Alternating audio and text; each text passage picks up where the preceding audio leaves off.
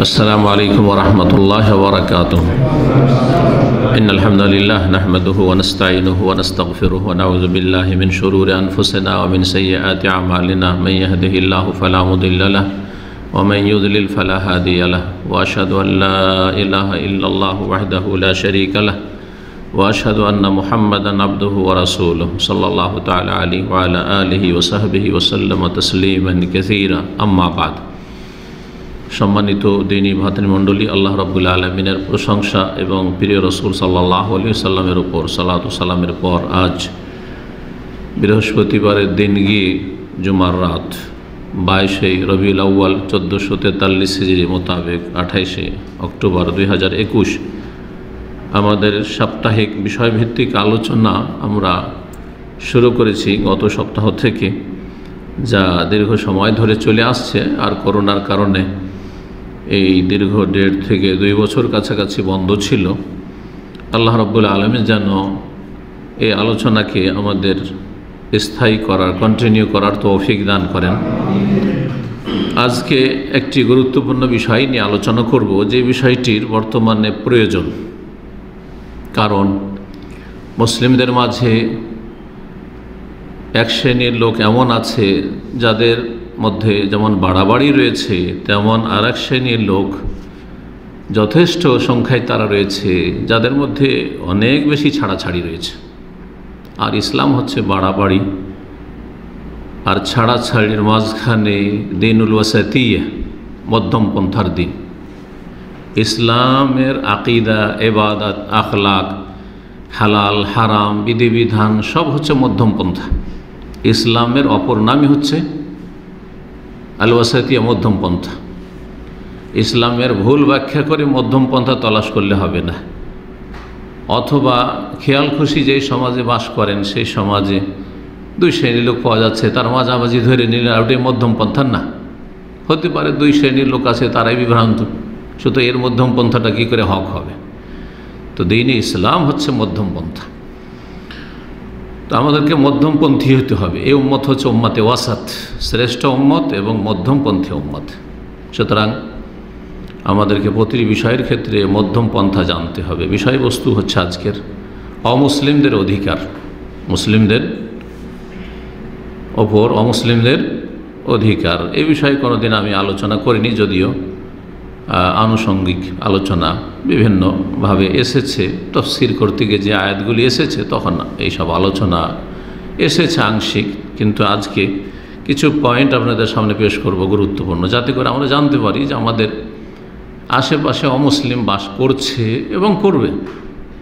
স্বাভাবিক, আল্লাহর জমিনে মুসলিমও থাকবে আর অমুসলিমও থাকবে, মুসলিমও থাকবে আর অমুসলিম থাকবে। এটি সুন্নাতুল্লাহ, আল্লাহ রাব্বুল আলামিনের সৃষ্টি জগতে নীতিমালা থাকবে।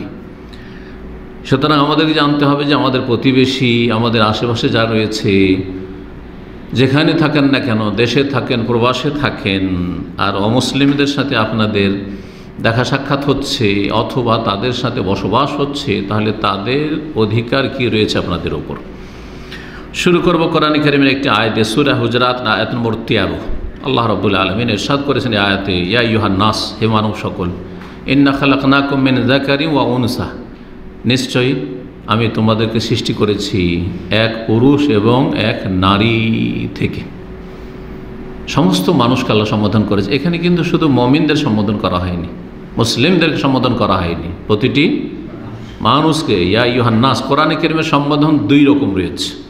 কোন আয়াতে ইয়া আইয়ুহান নাস, হে মানব সকল, আর কোন আয়াতে কি রয়েছে, ইয়া আইয়ুহাল্লাযীনা আমানু, হে ইমানদারগণ, হে বিশ্বাসীগণ, হে মুসলিম। তাহলে মানুষকে সম্বোধন করা হলে তার অন্তর্ভুক্ত আমরাও, যেমন অমুসলিমরাও। সমস্ত মানুষকে আল্লাহ সম্বোধনকে বলছেন, ইন্না খালাকনাকুম মিন যাকারিন ওয়া উনসা, নিশ্চয়ই তোমাদেরকে আমি সৃষ্টি করেছি এক পুরুষ এবং এক নারীর মাধ্যমে। তারা কে? আদম এবং হাওয়া আলাইহিমুস সালাম। আদম মানব জাতির পিতা আর হাওয়া মানব জাতির মাতা। সে মুসলিম হোক আর অমুসলিম হোক, সবার বাবা হচ্ছেন আদম আলাইহিস সালাম। আমাদের আসল মূল মুসলিম হোক আর অমুসলিম এক, সবাই বানু আদম, আদম সন্তান। ইয়া বানি আদম, কোন জায়গায় এই সম্বোধন রয়েছে, ইয়া বানি আদম, হে আদম সন্তান। আদম সন্তান মুসলিমও, আদম সন্তান অমুসলিমও। সে অমুসলিম, সে ইহুদি হোক, খ্রিস্টান হোক, হিন্দু হোক, বুদ্ধিস্ট হোক, জৈন হোক, অন্য কোনো ধর্ম অবলম্বী হোক, অথবা নাস্তিক হোক। জি, ওয়াজআলনাকুম শুউবান ওয়া কাবাইল, এবং তোমাদেরকে বিভিন্ন জাতি এবং বংশে বিভক্ত করেছি। বিভিন্ন জাতি এবং বংশ, সৌব শাবের বহুবচন। আফ্রিকান জাতি, ইউরোপিয়ান জাতি, আমেরিকান জাতি, এশিয়ান জাতি, আবার তারপরে রং বর্ণের দিক থেকে জাতি, ভাষাভাষীর বিভিন্ন ভাষাভাষী, এগুলো হচ্ছে জাতি সব। আর শাবুল বাঙালি, বাংলাভাষী বাঙালি জাতি, আরবি জাতি, জাতি সৌফ ওয়াকাবায়ের, এবং বিভিন্ন বংশে, কেউ কোনো বংশের, কেউ কোনো বংশের, কেউ কুরাইশ বংশের, তো কেউ আর কোনো বংশের। এইভাবে বিভিন্ন বংশে আল্লাহ রাব্বুল আলামিন এক আদম আলাইহিস সালাম থেকে বহু জাতি এবং বহু বংশে বিভক্ত করেছেন আল্লাহ রাব্বুল আলামিন। কিসের জন্য? জাতির ভিত্তিতে বা জাতীয়তার ভিত্তিতে অথবা বংশীয় মর্যাদার ভিত্তিতে মর্যাদা নির্ধারণ হয় না, এবং তাতে কোনো সম্মান নিহিত নেই। অমুক বংশের সে যেন সম্মানিত, অমুক জাতির সে যেন সম্মানিত, বর্ণের ভিত্তিতে সাদা সে যেন সম্মানিত, অথবা আরব সে জন্য সম্মানিত, এমন কিছু নেই ইসলামে। কিসের জন্য? লিতাআরাফু, শুধু পরিচিতির জন্য। কিসের জন্য? চেনা যাবে যে এরা আরব, এরা বাঙালি, এরা হচ্ছে উর্দু ভাষী, এরা হচ্ছে এশিয়ার, এরা হচ্ছে আফ্রিকার, এরা হচ্ছে ইউরোপের, এরা হচ্ছে অস্ট্রেলিয়ার। লিতাআরাফু, শুধু পরিচিতির জন্য। তাহলে এই যে বিভিন্ন জাতি বংশে আল্লাহ ভাগ করেছেন, এতে শুধু পরিচিতি আর কিছু না। ইন্না আকরামাকুম ইনদাল্লাহ, তবে জেনে রাখো যে নিশ্চয়ই তোমাদের মাঝে সবচেয়ে সম্মানিত আল্লাহ রাব্বুল আলামিন, যিনি স্রষ্টা, তার কাছে আসল সম্মান রয়েছে। তার কাছ থেকে সম্মান হাসিল করতে হবে, তার কাছ থেকে মান সম্মানের সার্টিফিকেট নিতে হবে। আমি আপনি সার্টিফিকেট দিলে হবে না যে কে সম্মানিত, কে সিনিয়র, কে জুনিয়র। ইন্না আকরামাকুম ইনদাল্লাহ, আল্লাহ রাব্বুল আলামিনের নিকট সবচাইতে বেশি সম্মানিত আতকাকুম, তোমাদের মাঝে যে যত বেশি আল্লাহ ভীরু, যে যত বেশি পাপমুক্ত, তাকওয়া আমার বেঁচে থাকা, সংযত, পাপমুক্ত, যে যত বেশি গুনাহ থেকে বেঁচে থাকে, যে যত বেশি কল্যাণমূলক কাজ করে, যে যত বেশি ভালো কাজ করে, সে তত বেশি সম্মানিত। সহজ কথা। তাহলে আপনি মানুষকে এই দৃষ্টিভঙ্গি নিয়ে বিচার করবেন, কে কতটা বেশি পাপমুক্ত, কে কতটা বেশি সততার অধিকারী, কে কতটা বেশি চরিত্রবান, কে কতটা বেশি পরকাল সম্পর্কে চিন্তাশীল, যার ফলে এই পরকালকে সুন্দর করার জন্য দুনিয়ায় কোনো রকমের খারাপ কাজ করে না। দুনিয়ায় এই যে কর্মজগতে ভালো কাজে পিছিয়ে থাকে না, যথাসাধ্য ভালো কাজ করার চেষ্টা করে। যে কোনো ক্ষেত্রে, স্রষ্টার হকের ক্ষেত্রে, সৃষ্টির অধিকারের ক্ষেত্রে ভালো কাজ করার চেষ্টা করে। মন্দ কথা কাজ থেকে, অবিচার, অন্যায়, খেয়ানত, আত্মসাৎ, বেঈমানি ইত্যাদি যতগুলি খারাপ দোষে, সবগুলি থেকে যে যত বেশি বেঁচে থাকে, সে তত বেশি সম্মানিত। ইন্নাল্লাহ আলিমুন খাবীর, আল্লাহ সব কিছু জানেন, কারণ তিনি সৃষ্টি করেছেন। কিসের উপর মর্যাদা রয়েছে? তিনি সূক্ষ্ম খবর রাখেন যে কে মর্যাদা পেতে পারে। সুতরাং মনে রাখবেন যে দিন ইসলাম সমস্ত মুসলিমদেরকে নির্দেশ দিয়েছেন উত্তম চরিত্রের। তার একটি গুরুত্বপূর্ণ হচ্ছে সুবিচার করতে হবে। ইন্নাল্লাহ ইয়ামুরু বিল আদল, প্রতিটি জুমার খুতবাতে প্রায় খতিবরা এই আয়াত কিন্তু পাঠ করে শেষখানে। নিশ্চয় আল্লাহ রাব্বুল আলামিন ইনসাফ, সুবিচার, ন্যায়ের কি করেছেন? হুকুম দিয়েছেন। ফরজ ন্যায় প্রতিষ্ঠা করা, সেটা যার সাথে হোক না কেন, আপনার সম্পর্কেও, আপনার পিতামাতার ক্ষেত্রেও, জি, অমুসলিমদের ক্ষেত্রেও, সবার ক্ষেত্রে। এবং যার যে অধিকার রয়েছে দেওয়ার, ইন্নাল্লাহ ইয়ামুরুকুম আন তুআদ্দুল আমানাতি ইলা আহলিহা, যার যে অধিকার রয়েছে, প্রাপ্য রয়েছে, দিতে হবে। বাপ মায়ের যে প্রাপ্য দিতে হবে ছেলে মেয়েদেরকে, ছেলে মেয়েদের প্রাপ্য দিতে হয় বাপ মাকে, স্ত্রীর ওপর ফরজ যে স্বামীর প্রাপ্য দেবে, এবং স্বামীর ওপর ফরজ যে স্ত্রীর প্রাপ্য দেবে। এইভাবে মুসলিম অমুসলিমকে প্রাপ্য দেবে, আমার ওপরও একজন অমুসলিমের অধিকার রয়েছে, তা আমি দেব। এবং একজন অমুসলিম আমরা তার পাশে বাস করি, তাদের পাশে বাস করি, বা তার পাশে বাস করি, সুতরাং তার ওপর আমার অধিকার রয়েছে, রাইটস রয়েছে, সেটা তাদের দিতে হবে। এটা হচ্ছে আল্লাহর হুকুম। ইসলাম এই শিক্ষা দিয়েছে আমাদেরকে। এবং জুলম অত্যাচার আল্লাহ হারাম করেছেন, ইসলামে নিষিদ্ধ জুলম, সেটা যে কারো ক্ষেত্রে হোক না কেন, জুলম অত্যাচার করা, অবিচার করা হারাম। সুতরাং অমুসলিমদের সাথে আমাদেরকে কী করতে হবে? সুবিচার করতে হবে, অবিচার করা হারাম। ন্যায় প্রতিষ্ঠা করতে হবে, তাদের সাথে খারাপ আচরণ করা হারাম, অত্যাচার হারাম। এই জন্য এই ইসলামের শিক্ষা মুসলিমরা যুগে যুগে সর্বদা যথাসাধ্য পালন করেছে, এবং যত সুন্দর করে ইসলামকে পালন করেছে তত বেশি আল্লাহর জমিনে শান্তি নেমে এসছে। নিজেরাও শান্তিতে বাস করেছে, অন্যদেরকেও শান্তিতে রেখেছে। এই জন্য যেখানে যেখানে ইসলাম পৌঁছেছে, মুসলিমরা পৌঁছেছে, সেখানে অমুসলিমরা যে বসবাস করেছে তারা স্বাধীনভাবে নিজ নিজ ধর্ম পালন করেছে। আপনারা জানেন যে ভারতে, আমরা যে ভারত উপমহাদেশের লোক, সে পাকিস্তানের লোক বর্তমান হন, আর ইন্ডিয়ার হন, আর বাংলাদেশের হন, সব ভারত উপমহাদেশ, তাই না? ভারত উপমহাদেশে 800 বছর মুসলিম রাজত্ব করেছে। তার মধ্যে সবচেয়ে বেশি বড় পিরিয়ড হচ্ছে মোগলদের, তাছাড়া অন্যরাও ছিল, অন্য মুসলিমরা ছিল। মুসলিমদের এত দীর্ঘ সময় ধরে রাজত্ব থাকা সত্ত্বেও সেই দেশে এখনও অমুসলিম সংখ্যাগরিষ্ঠ।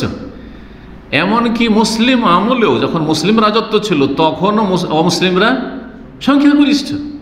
তাহলে যদি মুসলিমরা জুলম অত্যাচার করত, মুসলিমরা যদি সুবিচার কায়েম না করত, মুসলিমরা যদি অন্যায় করত, তাহলে কি এটা সম্ভব ছিল? নিশ্চয় করেনি। যে কোনো দেশে যেখানে ইসলাম গিয়েছে, মুসলিমরা গিয়েছে, সেখানকার অধিবাসী যারা ইসলাম কবুল করেছে, স্বেচ্ছায় করেছে, না করলেও তারা সুখে শান্তিতে থেকেছে, তারা ন্যায্য অধিকার পেয়েছে মুসলিমদের কাছে, এবং মুসলিম শাসন আমলে তারা নিরাপদ এবং তাদের যে অধিকার রয়েছে সেগুলি হাসিল করেছে। কোনো রকমের তাদের সাথে অবিচার করা হয়নি, অন্যায় অত্যাচার করা হয়নি। এই নির্দেশ ইসলামের। সূরা মায়েদার প্রথম আয়াত আল্লাহ রাব্বুল বলছে, ইয়া আইয়ুহাল্লাযীনা আমানু আউফু বিল উকুদ, হে ঈমানদারগণ, তোমরা তোমাদের চুক্তি পুরা করো।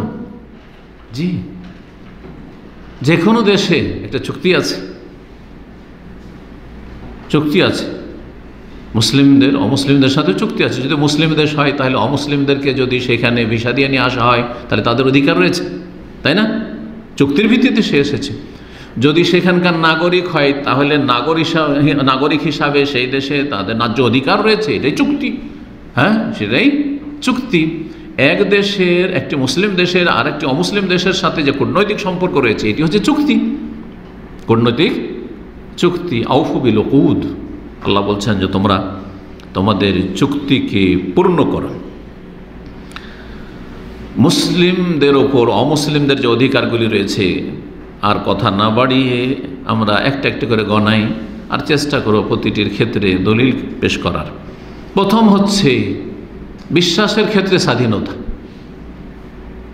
এতেকাদ বিশ্বাসের ক্ষেত্রে বা ধর্মীয় ক্ষেত্রে স্বাধীনতা। অমুসলিমদের পূর্ণ স্বাধীনতা রয়েছে তাদের নিজ নিজ ধর্ম পালন করার ক্ষেত্রে। জি, তাদের আকীদা বিশ্বাস নিয়ে তারা বসবাস করবে, জীবনযাপন করবে। তাদের আকীদা বিশ্বাস আমাদের কাছে কোরআন ও হাদিসের আলোকে, ওহীর আলোকে যতই ভ্রান্ত হোক না কেন, তারপরে কোনো রকমের তাদের ওপর কোনো চাপ সৃষ্টি নেই। তারা তাদের দিন ধরে থাকবে, তাদের দিন, তাদের ধর্ম পালন করবে। আল্লাহ রাব্বুল আলামিন এই মর্মে ইরশাদ করেছেন প্রসিদ্ধ আয়াত লা ইকরাহা ফিদ্দীন, আয়াতুল কুরসির পরের আয়াতই হচ্ছে সূরা বাকারায় লা ইকরাহা ফিদ্দীন, 256 নম্বর আয়াত। কি আল্লাহ কি বলছেন? লা ইকরাহা ফিদ্দীন কাদ তাবায়্যানা রুশদু মিনাল গায়। দিনের ক্ষেত্রে কোনো জোর জবরদস্তি নেই। হ্যাঁ, তাদের কল্যাণকামী, সেই জন্য তাদেরকে আহ্বান করব কল্যাণের দিকে, কিন্তু কোনো রকমের জোর জবরদস্তি নেই। কারণ আল্লাহ রাব্বুল আলামিন চান মানুষকে আপনি এক প্ল্যাটফর্ম নিয়ে আসতে পারবেন না, কখনো পারবেন না। সূরা ইউনূসের আয়াত নম্বর 99-তে আল্লাহ ইরশাদ করেছেন, ওয়ালাউ শাআ রাব্বুকা লাআমানা মান ফিল আরদি কুল্লুহুম জামিয়া। হে নবী, তোমার প্রতিপালক যদি চাইতেন জবরদস্তি করে অন্তরকে ফিরিয়ে দেব, আল্লাহর হাতেই অন্তর, আল্লাহর হাতেই মানুষের হৃদয়, অন্তর, হার্ট। সুতরাং আল্লাহ বলছেন যে ওয়ালাউ শাআ রাব্বুকা, হে নবী মুহাম্মদ, তোমার রব পালনকর্তা যদি চাইতেন তাহলে আমানা মান ফিল আরদি কুল্লুহুম জামিয়া, পৃথিবীতে ভূপৃষ্ঠে যারাই রয়েছে সবাই ঈমান নিয়ে আসতো, কেউ অমুসলিম থাকতো না। কিন্তু আল্লাহ এটা চাননি, আল্লাহ এটা চাননি, সৃষ্টিগতভাবে চাননি, কিন্তু শরীয়তগত চেয়েছেন। বলেছেন ঈমান নিয়ে আসো, বিশ্বাস করো, হ্যাঁ, আমার আসমানি বিধান মেনে চলো। এগুলো হচ্ছে শরঈ হুকুম, শরঈ চাওয়া। কিন্তু সৃষ্টিগত চাওয়া যে মানুষকে আল্লাহ কি করেছেন, স্বাধীন চিন্তা চেতনা দিয়ে পয়দা করেছেন, স্বাধীনভাবে ছেড়ে দিলাম। এই যে দুটো রাস্তা যাচ্ছে, ওই রাস্তার মোড়ে ছেড়ে দিলাম। ওয়াকুলিল হাক্কু মির রাব্বিকুম, রবের পক্ষ থেকে সত্য আগত হয়েছে। ফামান শাআ ফালিউমিন, সুতরাং কেউ চাইলে বিশ্বাস করো, ঈমান নিয়ে আসো, মুসলিম হও। ওমান শাআ ফালিয়াকফুর, আর যদি কেউ না চায় তো অমান্য করুক, স্বাধীন, স্বাধীন। তো এই যে ধর্মীয় স্বাধীনতা দেওয়া হয়েছে অমুসলিমদেরকে, সেই ক্ষেত্রে কোনো রকমের হস্তক্ষেপ কোনো সরকারও করার অধিকার রাখে না, কোনো ব্যক্তিও রাখে না, কেউ রাখে না। যদি করে তাহলে অন্যায় করে, জালেম। 2 নম্বর হচ্ছে তাদের সাথে সদাচরণ করবে, আল মুআমালাতুল হাসানা, ভালো আচরণ করবে অমুসলিমদের সাথে। যেমন তাদের যারা দুর্বল তাদের সাথে নম্র ব্যবহার করবে, দুর্বলদের সাথে দুর্বলকে সহযোগিতা করবে। আর্থিক দিক থেকে কেউ যদি অভাবী হয় তাহলে আর্থিক সাহায্য করবে। সুতরাং অমুসলিম আপনার আশেপাশে যদি ফকির গরিব মিসকিন থাকে তাদেরকে অন্ন দান করবেন, সাহায্য সহযোগিতা করবেন, যে কোনো সহযোগিতা করতে পারেন। একজন লোক অসুস্থ, অমুসলিম, চিকিৎসার প্রয়োজন, আপনি চিকিৎসার ব্যবস্থা দেবেন, চিকিৎসার জন্য নিয়ে যাবেন তাকে, হাসপাতালে নিয়ে যাওয়ার কেউ নেই, অধিকার এগুলো। যেমন মুসলিমের অধিকার এটা, তেমনি অমুসলিমেরও এই অধিকারগুলি রয়েছে। তাদের ক্ষুধার্ত যারা, পেটে খাবার নেই, পিপাসিত একজন অমুসলিম পানি চাইছে, অথবা খাবার নেই, জানছেন যে পাশের পরিবার, আমি জানতে পারছি এদেরকে আমার গ্রামে অথবা আমার প্রতিবেশী অথবা দূরে আছে কিন্তু জানি যে অনাহারে মরছে, আপনি রিলিফ দেবেন, সাহায্য করবেন, আপনি খাবার পৌঁছাবেন। এই শিক্ষা ইসলাম দিয়েছে। নম্র ভাষায় কথা বলবে এবং তাদের ধন সম্পদ পরিবার পরিজনের সুরক্ষা নিশ্চিত করবে। সুতরাং একজন মুসলিম কখনো অমুসলিম নারীর দিকে কুদৃষ্টি নিক্ষেপ করতে পারে না।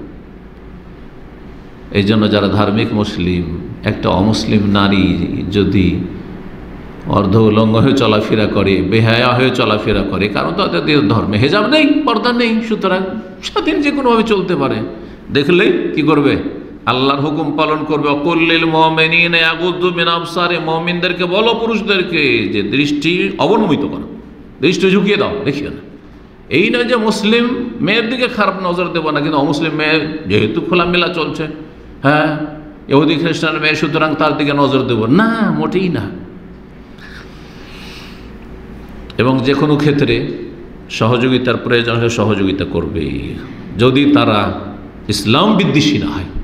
আল্লাহ রাব্বুল সূরা মুমতাহানা আয়াত নম্বর 8-এ বলেছেন, লা ইয়ানহাকুমুল্লাহ, আল্লাহ তোমাদেরকে নিষেধ করছেন না, মানে আল্লাহ পারমিশন দিচ্ছেন, অনুমতি দিচ্ছেন, কিসের, কাদের সম্পর্কে, আনিল্লাযীনা লাম ইউকাতিলুকুম ফিদ্দীন, যারা ধর্মীয় বিষয়ে তোমাদের বিরুদ্ধে লড়াই করে না, তোমরা স্বাধীনভাবে তাদের পাশে ধর্ম পালন করছো তাদের দেশে, আর তারাও নিজ নিজ ধর্ম পালন করছে, ধর্মের জন্য তোমাদের বিরুদ্ধে লড়াই করে না। ওয়ালাম ইউখরিজুকুম মিন দিয়ারিকুম, তোমাদের বাড়িঘর থেকে মাতৃভূমি থেকে বহিষ্কার করে না।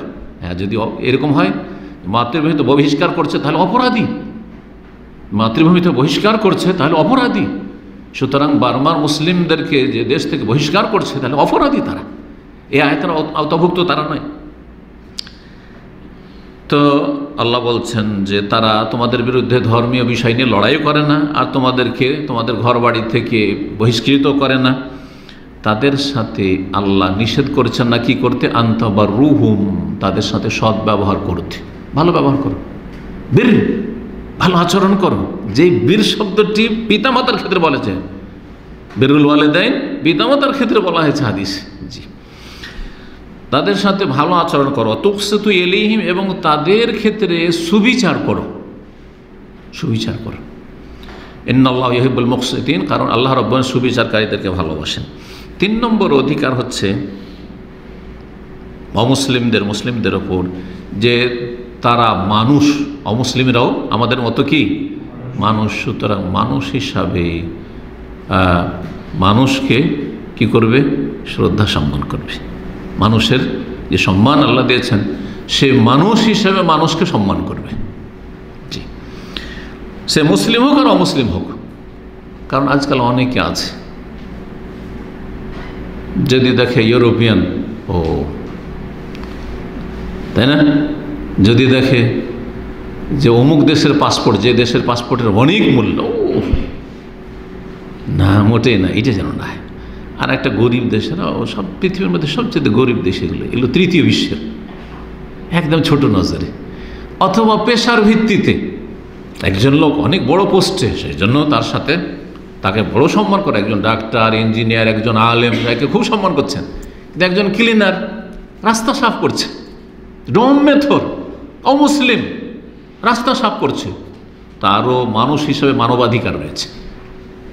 মানবাধিকারের একটা গুরুত্বপূর্ণ দিক হচ্ছে যে কি করবে, মানুষ হিসাবে তাকে সম্মান করবে, যতই নিচু শ্রেণীর মানুষ হোক না কেন, পেশার দিক থেকে অথবা বংশীয় দিক থেকে, যে দিক থেকে বিভিন্ন রকমের যেসব আজকাল মানুষরা তৈরি করে নিয়েছে, আল্লাহর কাছে এসব নেই। কিন্তু আল্লাহ রাব্বুল আলামিন সূরা ইসরা, সূরা বনী ইসরাইল, যার অপর নাম, আয়াত নম্বর 70 বলেছে, ওয়ালাকাদ কাররামনা বনী আদম, নিঃসন্দেহে সম্মানিত করেছি আমি কাকে, বনী আদম, আদম সন্তান কি। আর শুরুতে বলেছি আদম সন্তান মুসলিমও আর অমুসলিম। তাহলে বোঝা গেল যে মানুষ হিসাবে বনী আদমকে আল্লাহ কি করেছেন, সম্মানিত করেছেন। কীট পতঙ্গ বানাননি, পোকামাকড় বানাননি, হ্যাঁ, এদের গরু ছাগল বানাননি, শুকুর কুকুর বানাননি, আল্লাহ রাব্বুল আলামিন সম্মানিত করেছেন। সে সম্মান রক্ষা করলো না করলো সেটা পরকালে গিয়ে বুঝবে, যে তাকে যে আল্লাহ এত মর্যাদা দিয়েছে মানুষ হিসাবে, সবচেয়ে শ্রেষ্ঠ মানুষ, শ্রেষ্ঠ সৃষ্টি, এই সম্মানকে বহাল রেখেছে কিনা। কিন্তু আল্লাহ রাব্বুল আলামিন সম্মান দিয়েছেন মানুষকে, ওয়ালাকাদ কাররামনা বনী আদম।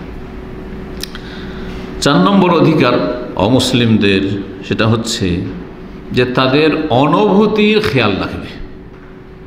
প্রত্যেক মানুষের একটা অনুভূতি আছে, অনুভূতি আছে, কে কী চায়, কোনটা থেকে খুশি, কোনটাতে সে নাখুশ, তাই না, কোনটা তাকে ভালো লাগে, কোনটা তাকে ভালো লাগে না। সুতরাং মানুষের অনুভূতির খেয়াল রাখা। দাম্পত্য যেমন স্বামী স্ত্রী জীবনে আপনার স্ত্রীর একটা অনুভূতি আছে, সে অনুভূতি আপনাকে বুঝতে হবে যে আপনি কোনটাতে খুশি হয়, কোনটাতে নাখুশ হয়, অসন্তুষ্ট হয়। স্বামীর অনুভূতি আছে, স্বামীর অনুভূতি আছে, সেই অনুভূতিতে আঘাত করলে হবে না। অনেকে কিন্তু মূর্খ, বুঝে না, আসলে চলতে জানে না। হয়তো স্বামী ঘেমে সারা দিনে ডিউটি করে, 8 ঘন্টা ডিউটি করে, অথবা প্রচণ্ড গরমের সময় বাইরে থেকে এসেছে, আর বেশ কিছু জরুরি বাজার আছে, ধরেন জরুরি বাজার আছে, এমার্জেন্সি, এখন পাকশাক করতে হবে, নেই, গ্যাস নেই ধরে, ঠিক আছে, একটু উদাহরণ দিলাম। স্বামী গেটে ঢুকতে মাত্র, আরে বাসায় গ্যাস নেই, কী পাক করবো, তুমি কী করেছো, তুমি কয়েকবার বললাম তুমি গ্যাস ট্যাস নিয়ে আসো, যাও যাও তাড়াতাড়ি করো, সে করো, এই জরুরি বাজার আছে, যাও যাও। আপনি তার অনুভূতির খেয়াল রাখলেন না? এই সময় ঘেমে গরমে ক্লান্ত পরিশ্রান্ত হয়ে এসছে, সেই সময় একটু ঠান্ডা হইতে দিতে হবে, একটু পানি এগিয়ে দিতে হবে, আর তারপরে ঠান্ডা হয়ে যাবে, মেজাজটা ঠান্ডা হয়ে যাক আর স্থির হয়ে যাক, তারপরে তখন বলেন যে এই প্রয়োজন রয়েছে, যা বলবেন বলেন, তাই না? আপনি যেমন চান তেমন আপনার স্ত্রীও, এই জন্য মাসিক অবস্থায় খিটখিটি মেজাজ থাকে মহিলাদের। আর সেই সময় যদি ওই আচরণটা করে যে আচরণটা অন্য সময় করেন, তাহলে খারাপ হবে, খারাপ হবে, বেশি কষ্ট পাবে। তো প্রতিটি মানুষের প্রতিটি মুহূর্তে বা প্রতিটি সময়ে একটা অনুভূতি আছে, শোকের সময় আছে। আপনার স্ত্রীর মা মারা গেছে, বাপ মারা গেছে, ভাই মারা গেছে, ওর বাপ মা মারা গেছে অথবা ভাই মারা গেছে, আপনার অত ব্যথা হয়নি হয়তো, কিন্তু তারপরও সে অনুভূতিতে কী করতে হবে, আপনাকে শেয়ার করতে হবে, এইভাবে বুঝে নেন আর কি। তো অমুসলিমদের যে অনুভূতি রয়েছে সে অনুভূতির বিষয়ে খেয়াল রাখতে হবে, লক্ষ্য রাখতে হবে, এবং তাদের সাথে যে যখন কথা বলবেন, বিশেষ করে ধর্মীয় বিষয়ে আপনি কথা বলুন, কিন্তু উত্তম পন্থায় কথা বলুন, ভালো ভাষায়, ভালো সম্বোধনে, সসম্মানে এবং ভালো পন্থায়, যেটা উপকারী হয়, অপকারী না হয়, যাতে আগ্রহী আকৃষ্ট হয়, ঘৃণা না ছড়ায়। বাশশিরু ওয়ালা তুনাফির, রাসূলুল্লাহ কি বলেছেন, সুসংবাদ দাও মানুষকে, মানুষের মাঝে ঘৃণা চড়াইও না বা মানুষকে দূরে করে দিও না। সূরা আনকাবুতের আয়াত নম্বর 46 আল্লাহ বলেছেন, ওয়ালা তুজাদিলু আহলাল কিতাব ইল্লা বিল্লাতি আহসান, আহলে কিতাবদের সাথে তোমরা তর্কে জড়াইও না। আহলে কিতাব ইহুদি খ্রিস্টান অমুসলিম, তাদের সাথে তর্ক করিও না ধর্মীয় বিষয়, কিন্তু তর্ক যদি করতে হয় ইল্লা বিল্লাতি হিয়া আহসান, যেটা বেশি উত্তম পন্থা, শুধু উত্তম পন্থা না, বেশি উত্তম পন্থা, অতি উত্তম পন্থা, সেই অতি উত্তম পন্থাই তাদের সাথে কি করো, ধর্মের বিষয়ে আলাপ আলোচনা করো। সুতরাং আপনি যখনই ধর্মের বিষয় বলবেন, নেগেটিভ প্রথমখানে একদম নেগেটিভের প্রয়োজন রয়েছে, কিন্তু এই নেগেটিভের ডোজটা কখন দেওয়া যাবে ওইটা আপনাকে একজন দায়ী হিসাবে বা একজন ইসলামের খাদেম হিসাবে আপনাকে বুঝতে হবে। প্রথমখানি শুরু করে দিলেন না, বরং খেয়াল রাখতে হবে যে কিভাবে এটা আর উপস্থাপনা করলে, কিভাবে পেশ করলে উপকার হবে, তার অন্তরে আমার কথাগুলি নামবে। অনুভূতির খেয়াল রাখার একটি দলিল পেশ করেছেন উলামায়ে কেরামগণ। রাসূলুল্লাহ সাল্লাল্লাহু আলাইহি ওয়াসাল্লাম অমুসলিমদের জানাজা যাচ্ছে, ইহুদির জানাজা যাচ্ছে, সাহাবীদেরকে বলছেন যে তোমরা দাঁড়িয়ে যাও। হাদিস সহিহ বুখারীতে রয়েছে, নবী সাল্লাল্লাহু আলাইহি ওয়াসাল্লাম এর পাশ দিয়ে আর সাহাবীরা আছেন, মাররাত বিহি জানাজা, এটা জানাজা ওখান দিয়ে অতিক্রম করলো, জানাজা নিয়ে। ফাকামা রাসূলুল্লাহ সাল্লাল্লাহু আলাইহি ওয়াসাল্লাম দাঁড়িয়ে গেলেন, নিজে দাঁড়িয়ে গেলেন। সুবহানাল্লাহ, রাসূলুল্লাহ সাল্লাল্লাহু আলাইহি ওয়াসাল্লাম সাইয়্যিদুল মুরসালিন, পৃথিবীর সমস্ত মানুষের শ্রেষ্ঠ মানুষ, খাতামুল আম্বিয়া, তিনি জানাজা পাশ দিয়ে যাচ্ছে, বসেছিলেন, দাঁড়িয়ে গেলেন। ফাকিল আল্লাহু, তখন তাকে সাহাবীরা বললেন, ইন্নাহা জানাজাতু ইহুদি, ইয়া রাসূলুল্লাহ, এটি ইহুদির জানাজা, ইহুদির মৃতদেহ যাচ্ছে, ইহুদির লাশ নিয়ে যাচ্ছে, আপনি দাঁড়ালেন কেন? ফাকালা, উত্তরে কি বলেছিলেন আমি জানতাম না। আলাইসাত নাফসান, সেটা কি মানুষ নয়? সেটা কি মানুষ নয়? সে মানুষ। এই যে অনুভূতি, ওই যারা নিয়ে যাচ্ছে, দেখবে যারে ইসলামের রসুল, আমাদের জানাজা, মৃতদেহ নিয়ে যাওয়া হচ্ছে, দাঁড়িয়ে গেছে, বসেছিল, দাঁড়িয়ে গেছে। অন্তরকে আকৃষ্ট করবে না, করবে না? তাদের অনুভূতি, তারা শোকে আছে, তাদের আপনজনরা, ওই মৃতের আপনজনরা শোকে আছে। সেই সময় আপনি এইভাবে কি করলেন? তাদের অনুভূতির খেয়াল রাখলেন। 5 নম্বর অধিকার হচ্ছে যে অমুসলিমদেরকে যে কোনো রকমের জুলমের শিকার হওয়া থেকে বা তাদের ক্ষেত্রে কেউ সীমালঙ্ঘন করুক, এইসব থেকে যথাসাধ্য রক্ষা করবেন সর্বস্তরের মানুষ, জনগণ এবং সরকার। জনগণ কথার দ্বারা পারবে, একজন জুলম অত্যাচার করছে, কথার দ্বারা পারবে, যদি এর বেশি পারে করবে, কিন্তু জনগণ তো আইন হাতে নিতে পারে না, বল প্রয়োগ করার ক্ষমতা সাধারণত থাকে না, কিন্তু সরকারে তো আছে, তাই না? সুতরাং সরকার বল প্রয়োগ করে অমুসলিম যারা দেশে বসবাস করে, স্থায়ী অথবা অস্থায়ী, কিন্তু দেশে ভিসা দিয়েছে, তার মানে তার সেখানে অধিকার রয়েছে বসবাসের এবং নিরাপত্তার। সুতরাং যদি তাদের ওপর কোনো জুলম অত্যাচার কোনো ব্যক্তি বা কোনো দলের পক্ষ থেকে হয়, তাহলে কি করবে? তাদের সুরক্ষা নিশ্চিত করবে, তাদেরকে নিরাপত্তা দান করবে। জি, এই মর্মে একটি হাদিস শোনাই, রাসূলুল্লাহ সাল্লাল্লাহু আলাইহি ওয়াসাল্লামের হাদিস, সুনান আবু দাউদে রয়েছে, বাইহাকিতে রয়েছে। আল্লামা আলবানী রাহিমাহুল্লাহ সহিহুল জামের 2655 নম্বর বা 55 নম্বর হাদিস, হাদিসটিকে সহিহ বলেছেন, গুরুত্বপূর্ণ হাদিস। আলা, শুনে রাখো, মান জালামা মুআহাদান, কোন চুক্তিতে আবদ্ধ অমুসলিমের ওপর কেউ যদি জুলম অত্যাচার করে, কেউ যদি এমন অমুসলিমের ওপর জুলুম অত্যাচার করে যার সাথে আমাদের কি রয়েছে, নিরাপত্তার চুক্তি রয়েছে, মানে আমরাও নিরাপদ তাদের থেকে, তাদের অনিষ্ট থেকে, আর তার অনিরাপদ। আউইন্তাকাসাহু, অথবা তার মানহানি করলো, তার কি করলো, মানহানি করলো, জি, অপমান করলো, অপদস্থ করলো। আও কাল্লাফাহু ফাওকা তাকাতিহি, অথবা তাকে মজদুর হিসাবে নিয়েছে, তার কর্মচারী, সেটা যে কোনো স্তরে কর্মচারী হোক, দিন মজুর করছে অমুসলিম, অথবা ধরেন ভিসা দিয়ে এসে যেমন বিভিন্ন প্রতিষ্ঠানে কাজ করাচ্ছে, আমাদের দেশে যেমন আছে বিভিন্ন লোকে, বিভিন্ন, কারো ড্রাইভার আছে অমুসলিম, কারো দোকানপাটে কর্মচারী আছে অমুসলিম, আছে না নেই?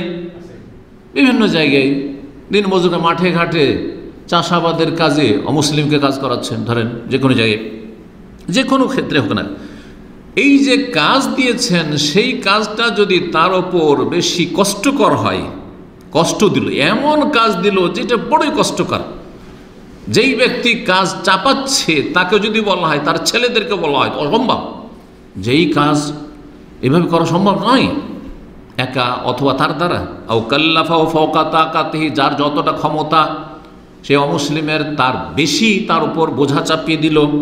আও আখাযা মিনহু শাইআন বিগাইরি তিবে নাফসিন, অথবা তার কাছ থেকে তার মনসম্মতি ছাড়া কোনো কিছু নিয়ে ফেললো। দেখলেন তার কাছে হ্যাঁ সুন্দর একটা মোবাইল আছে, এই দেখ, যত ঠিক এক পয়সা দিল না, তাহলে চুরি করলো বা ছিনতাই করলো, কিন্তু পয়সা দিল, কিন্তু তারপর পয়সা দিয়ে সে বিক্রি করবে না, না আমাকে দে, এটা ভালো লেগেছে আমাকে, জায়েজ নাই, জায়েজ নাই, যতক্ষণ সম্মতি না দিচ্ছে। খাবার আছে, দে আমাকে, না জায়েজ নাই। কোনো কিছুর ক্ষেত্রে যতক্ষণ পর্যন্ত সন্তুষ্ট হয়ে না দিচ্ছে, কোনো কিছু যদি কেউ নিয়ে নেয় অসম্মতি থাকা সত্ত্বেও, এই কাজগুলি যদি করে, জুলুম করে, মানহানি করে, অপমান অপদস্থ লাঞ্ছিত করে, অথবা তার যে ক্ষমতা তার বেশি ক্ষমতার বাইরে যদি অতিরিক্ত কাজ দেয়, অথবা কোনো কিছু তার কাছ থেকে নিয়ে নেয়, লুটপাট করে নিল, চুরি করে নিল, ডাকাতি করে নিল, ছিনতাই করে নিল, অথবা যে কোনো কিছুর ক্ষেত্রে যা করলো নিল, ফানা হাজিজহু ইয়াউমাল কিয়ামাহ, তাহলে আমি সেই অমুসলিমের পক্ষ থেকে সেই মুসলিমের বিরুদ্ধে কিয়ামতের ময়দানে বিচার দিবসে কি করব? বাদী হব, আল্লাহর সামনে বাদী হব। রাসূলুল্লাহ বলছে, কার পক্ষ নেবেন? সে অমুসলিমের পক্ষ নেবেন, কারণ সে মজলুম। মুসলিম আর অমুসলিমের ব্যাপার নয়, এখানে কি সে নির্যাতিত, তার সাথে অবিচার করা হয়েছে, তার উপর অন্যায় করা হয়েছে, সেই জন্য। জি, ইমাম সৈয়দ রহমতুল্লাহ আলাই তার একটি কিতাব রয়েছে মাতালিবুল নুহা, তাতে বলেছেন ইয়াজিবু আলাল ইমাম, মুসলিম শাসকের উপর ফরজ হিফজু গায়রিল মুসলিমিন, মুসলিম দেশে যে সংখ্যালঘু আছে বা যেসব মুসলিম রয়েছে, আর মুসলিম শাসক সংখ্যাগরিষ্ঠও থাকতে পারে, কখনো হয়তো সংখ্যাগরিষ্ঠ অমুসলিম, কিন্তু মুসলিম শাসক, শাসক মুসলিম, যে কোনো স্তরের শাসক হোক, সে ওপর মহলের শাসক হোক অথবা এলাকার কেউ হোক, ধরেন ডিসি হোক, ডিএম হোক, এসপি হোক, অথবা ধরেন আপনার এমপি হোক, যার হাতে ক্ষমতা আছে, যে কোনো মুসলিম শাসকের ওপর ফরজ হচ্ছে হেফজু গায়রিল মুসলিমিন, অমুসলিমদের সুরক্ষা নিশ্চিত করা। ওমান ও মাইয়ুযিহিম, কেউ যদি তাদের কষ্ট দেয় তাহলে কষ্ট যেন না দিতে পারে প্রতিরোধ করা। যারা অন্যায়কারী, যারা জুলম অত্যাচার করবে বা কষ্ট দেবে, সেই কষ্ট যাতে না দিতে পারে, অথবা যারা কষ্ট দেবে তাদেরকে পানিশমেন্ট করা। ওয়াফাক্কু আসরিহিম ওয়া দাফু মান কাসাদাহুম বিআদান, কেউ যদি অন্যায়ভাবে তাদের বন্দী করে তাহলে তাদেরকে বন্দীমুক্ত করা, অন্যায়ভাবে যদি বন্দী করে, অপরাধী মুসলিম অপরাধী হলেও বন্দী করতে হবে, অমুসলিম অপরাধী হলেও বন্দী করতে হবে যদি অপরাধী হয়, কিন্তু অপরাধী যদি নির্দোষী হয় তাহলে তাকে মুক্ত করবে। এবং যারা তাদের ওপর জুলম অত্যাচার করতে চায় তাদের প্রতিহত করা, তাদের কি করা? প্রতিহত করা। 6 নম্বর অধিকার মুসলিমদের ওপর হচ্ছে সামাজিক সংহতি, তাকাফুল ইজতিমাই বলা হয় এটাকে, সামাজিক সমাজে যে বসবাস করছে মুসলিমদের সাথে অমুসলিমরা, একটা সামাজিক কী রয়েছে, সংহতি, ঐক্য, সমাজের যে সহাবস্থান, একসাথে বসবাস করা, এই বিষয়গুলি।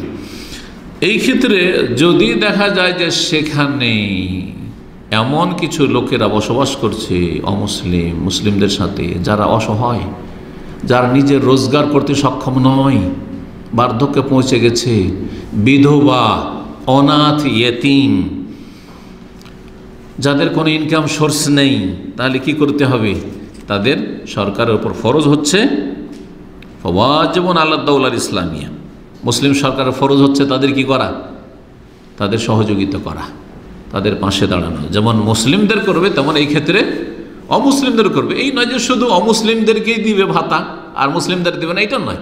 যেমন মুসলিমদেরকে ভাতা দিয়ে মুসলিমদের মধ্যে যারা অসহায় রয়েছে, বৃদ্ধ, তার দেখাশোনার কেউ নেই। দেখেন পশ্চিমা দেশে কিন্তু এইগুলো আইন অনেক আছে। যারা পশ্চিমা দেশে সম্পর্কে খবর রাখেন অথবা পশ্চিম দেশে যারা আত্মীয় স্বজন আছে, খবর নেবেন, মা বাবাকে নিয়ে গেছে, বুঝতে পারছেন? আর পশ্চিমা দেশে মা বাবার খরচ সরকার দিচ্ছে, কারণ ওর ইনকাম করার বয়স নেই, 60-70 ওপরে হয়ে গেছে, একটা বয়স আছে 60-এর উপরে বা কিছু, জি খরচ দিচ্ছে, যথেষ্ট খরচ, তার বাসা ভাড়া হয়ে যাবে, তার খাওয়া দাওয়া হয়ে যাবে, তাদের চিকিৎসা ফ্রি। কিন্তু যারা ইনকাম করে না, তাদের জন্য চিকিৎসা ফ্রি না, তাদের ইন্স্যুরেন্স লাগবে, তাদেরকে ট্যাক্স ভরতে হবে, ট্যাক্স দিলে তার বিকল্প তারা কিছু দিচ্ছে। এমন না যে শুধু ট্যাক্স নিচ্ছে আর কিছু দিচ্ছে না, দিচ্ছে। জি, এইরকমই আমি জানি, এমন পরিবারকে জানি যেই পরিবারে প্রতিবন্ধী আছে, প্রতিবন্ধীর পুরো খরচ দিচ্ছে, সেই প্রতিবন্ধীর খরচে প্রতিবন্ধীরও ভরণ পোষণ হচ্ছে, আর ওর মা আছে, ওর বাবা ছেড়ে চলে গেছে। এরকম বহু ঘটনা আছে, আর বহু এরকম ফ্যামিলির সাথে আমার মানে পরিচিতি আছে পশ্চিমা দেশে। ওই প্রতিবন্ধীর খরচে ওর মায়েরও খরচ আছে। চাকরি যদি না থাকে, চাকরি পায়নি, চাকরি করছিল একজন, চাকরি ছুটে গেছে, না খেয়ে মরবে। অনেক দেশ আছে না খেয়ে মরে যাক, কোনো খোঁজ খবর নেই সরকারকে, না মোটেই না। যেদিন চাকরি বন্ধ হয় সেই দিন থেকে সরকার ভাতা দিচ্ছে। এগুলো ইসলাম শিখিয়েছে আগে, 1400 বছর আগে ইসলাম শিখিয়েছে। আরে পশ্চিমারা তো এটা শুরু করেছে না হয় 100-200 বছর আগে, কিন্তু ইসলাম 1400 বছর আগে শিখিয়েছে। এটাকে বলা হয় সোশ্যাল বা সামাজিক সংগতি। ওমর রাদিয়াল্লাহু তাআলা খেলাফত আমলে দলিল বলছি, খলিফা ছিলেন আমিরুল মুমিনিন ওমর রাদিয়াল্লাহু আনহু। তিনি একদিন কোনো এক এলাকা দিয়ে অতিক্রম করছেন, কোন একটা মুসলিম বাড়ি বা অমুসলিম বাড়ি, বাড়ির বাইরে একজন ভিক্ষু, বৃদ্ধ ভিক্ষু ভিক্ষা করছে, চাইছে কিছু। তখন ওমর রাদিয়াল্লাহু তাআলা জিজ্ঞেস করলেন, যারে তুমি এইরকম কেন ভিক্ষা করছো, কিসের জন্য চাইছো, তোমার কি অভাব আছে? যে আমার অনেক খরচ খরচা আছে, আর আমার খরচ বহন করার কেউ নেই। তখন তিনি বাইতুল মালের যিনি ক্যাশিয়ার ছিলেন, ক্যাশিয়ার বাইতুল মাল, খেলাফত আমলে কি ছিল? বাইতুল মাল, সরকারি ফান্ড, সরকারি ফান্ডের যিনি দায়িত্বশীল, তাকে সাথে সাথে ফরমান জারি করলেন। প্রথম কথা, অন্য রাতে একটু বিস্তারিত রয়েছে, নিজের বাড়ি থেকে তখনই কিছু দিয়ে দিলেন তাকে, তুমি ভিক্ষা করিও না, ভিক্ষার পেশা ভালো না, ভিক্ষা করিও না তুমি। তাকে তখনকার মতো তার প্রয়োজন মিটিয়ে দিলেন। আর বাইতুল মালের যে দায়িত্বশীল তাকে বললেন যে অনজুর হাজাল ইয়াহুদি, জিজ্ঞেস করলেন যে তোমার ধর্ম কি? বলছে ইহুদি। ইহুদি তুমি এরকম ভিক্ষা করছো কেন? এ কথা বললেন না যে ইহুদি ভিক্ষা করুক, হ্যাঁ, ইহুদির সহযোগিতা করব না, ইহুদির সামাজিক এইরকম কোনো দায়িত্ব আমাদের নেই, বললেন না। মনজুর হাজাল ইহুদি, এই ইহুদিকে দেখো, শেখুন কবিরুন দরিরুল বাসার, অত্যন্ত বেশি বৃদ্ধ হয়ে গেছে এবং দুই চোখ অন্ধ হয়ে গেছে, দুই চোখে ভালো করে দেখে না। ফাওয়াল্লাহি মা আনসাফনাহু, যদি এই অবস্থায় ভিক্ষা করতে থাকে এই ইহুদি, অন্ধ মানুষ, বৃদ্ধ মানুষ, তাহলে আমরা সুবিচার করলাম না, ইনসাফ করলাম না, অবিচার করলাম। কে বলছেন? এই উম্মতের তৃতীয় ব্যক্তি রাসূলুল্লাহ সাল্লাল্লাহু আলাইহি ওয়াসাল্লাম, তারপরে 2 নম্বর আবু বকর, তারপরেই ওমর রাদিয়াল্লাহু তাআলা আনহু আজমাইন। চিন্তা করেন, ইসলাম এই শিক্ষা দিয়েছে। আমরা ইনসাফ করিনি, এই ভিক্ষা যদি করতে থাকে তাহলে আন আকালনা শাবিবাত, যৌবনকালে সে এই দেশে কাজ করলো আর তারপরে তার ওপর যে জিজিয়া ছিল সেটা দিতে থাকলো, সুম্মা নাখজুলহু ইনদাল হারাম, তারপর বার্ধক্য এসেছে তখন তাকে অসহায় ছেড়ে দেব। বার্ধক্য এসেছে তখন সে ইনকাম করতে পারছে না, উপার্জন করতে পারছে না, তাকে অসহায় ছেড়ে দেব, এটা চলবে না। এই বর্ণনাটি ইমাম আবু ইউসুফ রাহিমাহুল্লাহ, ইমাম আবু হানিফা রাহিমাহুল্লাহ সবচেয়ে বড় ছাত্র কে ছিলেন? ইমাম আবু ইউসুফ রাহিমাহুল্লাহ। তার একটি কিতাব রয়েছে কিতাবুল খারাজ, কিতাবুল খারাজের 126 পৃষ্ঠায় রয়েছে। 7 নম্বর অধিকার অমুসলিমদের, যেমন মুসলিমরা কাজকর্ম করার স্বাধীনতা রাখে, উপার্জনের স্বাধীনতা রাখে, ব্যক্তি মালিকানার স্বাধীনতা রাখে, নর হোক আর নারী হোক। এটাও এখানে শুনে রাখেন। যেমন আপনার ব্যক্তি মালিকানা রয়েছে, আপনার স্ত্রীরও ব্যক্তি মালিকানা রয়েছে। অনেক জালেম পুরুষরা, স্বামীরা কী করে জানেন? স্ত্রীর ইনকাম খেয়ে ফেলে, বেতন নিয়ে আসে ও পুরোটা দখল করে ফেলে। এমনকি গ্রামে গঞ্জে বেচারা মহিলা আমরা ছোটোকালে দেখেছি মুরগি বিক্রি করেছে, মুরগি পুষে, হাঁস পুষে হাঁস বিক্রি করেছে, আরে হাঁস মুরগের ডিম বিক্রি করেছে, ওই পয়সাটাও স্বামী নিয়ে নেয়। কত বড় জালেমের জালেম, কথা বুঝতে পারছেন? জল তার ব্যক্তি মালিকানা আছে, আপনার এই অধিকার নেই এভাবে নিয়ে নেওয়া। চাকরি করে, আজকাল চাকরির যুগ, মহিলারা তো চাকরি করতে ছুটেছে, চাকরি করে। অবশ্য চাকরি করার ক্ষেত্রে স্বামীর অনুমতি নিতে হবে, কারণ স্বামী অধিকার আছে যে সে সংসার কাজ, ঘরের কাজ সামলাবে স্ত্রী, আর বাইরের কাজগুলো পুরুষ সামলাবে। কিন্তু চাকরির অনুমতি দিয়ে দিলে তারপরে আপনি বিনা শর্তে যদি অনুমতি দিয়ে দেন, তারপরে তার বেতনটা আপনি খেয়ে ফেলবেন বা দখল করে ফেলবেন, এটা চলবে না। কবজা করে নেবেন, এটা চলবে না। বা অর্ধেক 50-50, আমি অর্ধেক খরচ দিই, তুমি অর্ধেক খরচ দাও, এটা চলবে না। সে স্বেচ্ছায় দেয়, সেটা আলাদা বিষয়। তো অমুসলিমদের কর্মের অধিকার রয়েছে, দেশে যেখানে আছে কাজ করার অধিকার রয়েছে, উপার্জনের অধিকার রয়েছে, স্বাধীনতা রয়েছে, আর ব্যক্তি মালিকানা রয়েছে। তাদের কি রয়েছে? ব্যক্তি মালিকানা স্বাধীন। যেমন আপনার ব্যক্তি মালিকানা আছে, তেমন অমুসলিমেরও ব্যক্তি মালিকানা রয়েছে। সময়ের স্বল্পতার জন্য আর বিস্তারিত বেশি কিছু বলছেন। 8 নম্বর যেটি আলোচনা করব সেটা হচ্ছে তাদের ধর্মের যেসব বিধিবিধান রয়েছে সেগুলি তারা স্বাধীনভাবে পালন করবে। ধর্মের বিধিবিধানে বিশেষ করে যেটা পার্সোনাল ল, যাকে ইংলিশে কি বলা হয়? পার্সোনাল ল বলা হয়। অর্থাৎ বিবাহ শাদীর ক্ষেত্রে, তালাকের ক্ষেত্রে এবং ধন সম্পদের ভাগ বন্টনের ক্ষেত্রে ইসলামে বিবাহের নিয়মকানুন রয়েছে, আছে না নেই? তারপরে বিস্তারিত আলহামদুলিল্লাহ, যেহেতু দিন ইসলাম হচ্ছে পূর্ণাঙ্গ দিন, সুতরাং সবচেয়ে সুন্দরভাবে ইসলামে রয়েছে বিবাহ শাদীর বিধিবিধান এবং সবচেয়ে উত্তম পন্থা রয়েছে। তালাকের বিধিবিধান রয়েছে, হ্যাঁ, তালাকের রাজি কখন, বায়েন কখন, মোকাল্লাজা কখন ফেরাতে পারবেন, কখন ফেরাতে পারবেন না। মিরাজ, ধন সম্পদের ভাগ বন্টন কোরআনে কারিমে আল্লাহ স্বয়ং ভাগ করে দিয়েছেন, আর হাদিসে বিস্তারিত আলোচনা রয়েছে। বুঝতে পারছেন না? অমুসলিমদের বিধিবিধান অন্যরকম। ধরেন অমুসলিমদের কাছে ভাই বোন সমান সমান পাবে, কিন্তু ইসলামে লিজাকারি মুসলিম হাজুল সাইন। হিন্দু ধর্মে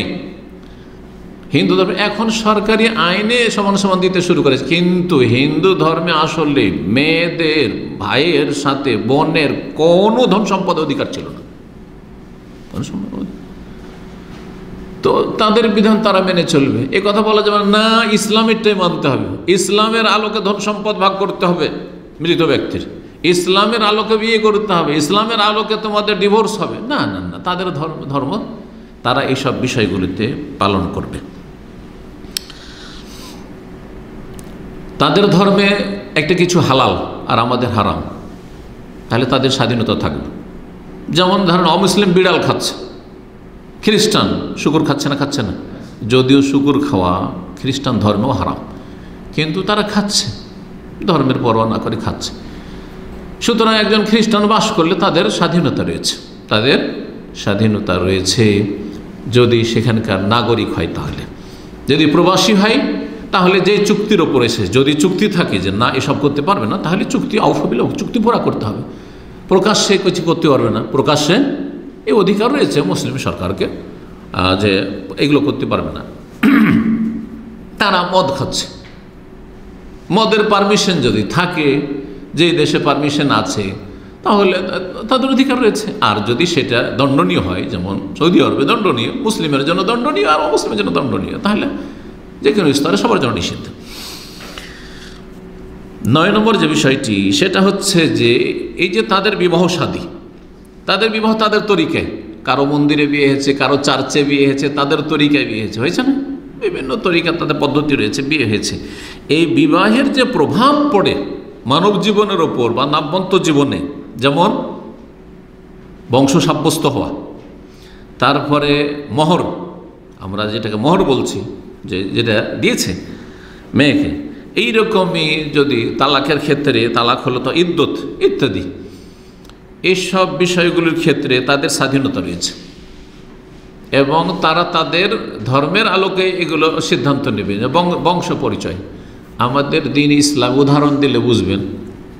একজন মানুষ বিয়ে করার পরে 6 মাসের আগে যদি বাচ্চা ভূমিষ্ঠ হয়ে যায়, তাহলে সেই বাচ্চা কার?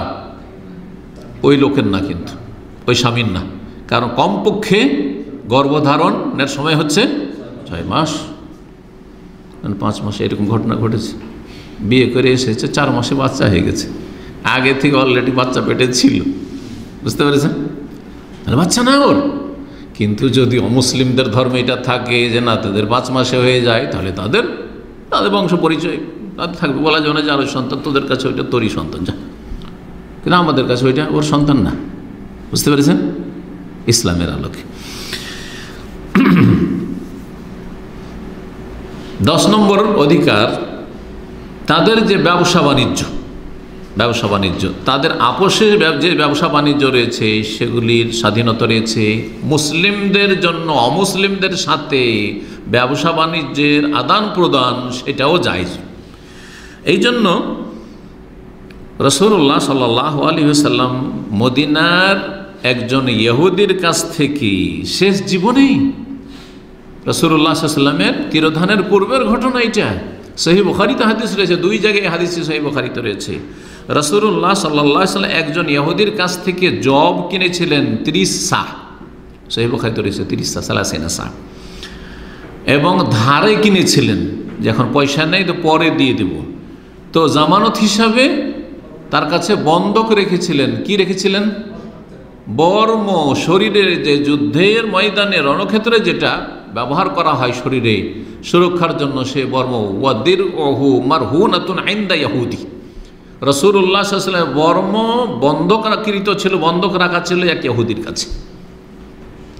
অথচ এই বর্মকে মুসলিমদের খেলাফ ব্যবহার করতে পারে, সম্ভব আছে না নেই? তারপরেও রেখেছেন।